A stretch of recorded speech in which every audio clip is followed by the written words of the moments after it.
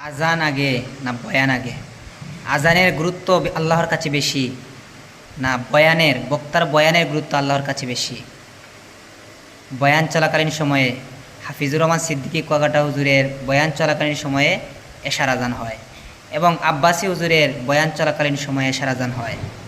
তো এশার আজানের সময় এই দুইজন বক্তা কি বলেন আমরা ওনাদের মুখ থেকে শুনবো ইনশাআল্লাহ।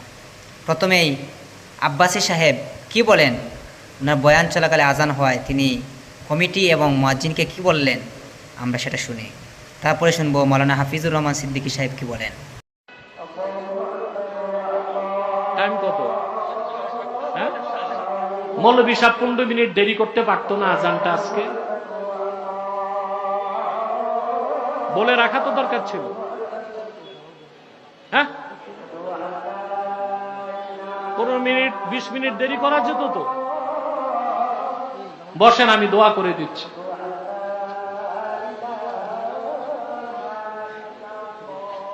তোমরা বলো নাই কমিটিকে? নামাজ গ্লাস লাগা করে ফেলবে, শব্দ যায় না ভিতরে, শুধু আজানটা হবে, এরপরে নামাজ। না, এটা তো ঠিক না। তারা কি তোমাদের কাতারে নাই না অন্য মানুষ? তো রিকোয়েস্ট শুনবে না কেন?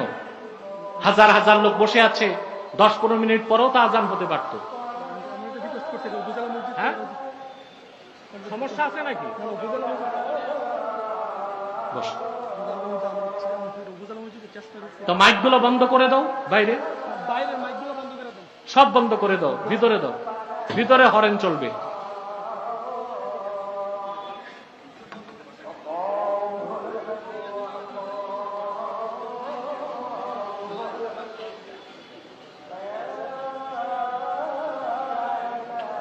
এটা হচ্ছে সদিচ্ছার অভাব। ওই মৌলভী সাহেব মুয়াজ্জিন সাহেবরা দাওয়াত দেন নাই, তো দাওয়াত দিলে তো আসার কথা, থাকার কথা।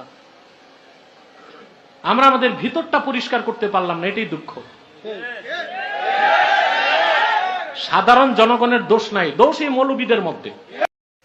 এবার আমরা অবশেষে শুনবো মাওলানা হাফিজুর রহমান সিদ্দিকী সাহেব, তিনি যখন বয়ান করেন তখন তার বয়ানের মধ্যে এশার আজান হয়, তিনি কি বলেন। আর এই বয়ান শুনলে আমরা বুঝতে পারবো আব্বাসী এবং হাফিজুর রহমান সিদ্দিকীর মধ্যে বিনয়িতার কি পার্থক্যতা আছে। তো অবশ্যই হাফিজুর রহমান সিদ্দিকী সাহেবের বয়ান কেউ মিস করবেন না। আপনারা যারা এখানে আছেন, এখানে নামাজ পড়বেন, শুধু এখানের আজানের জবাব দিবেন, অন্য আজানের জবাব দেওয়ার কোনো দরকার নেই। এটা শরীয়তে নামাজ আলাদা। এটাই ছিল আব্বাসী এবং হাফিজুর রহমানের বয়ানের বিনয়ী পার্থক্যতা।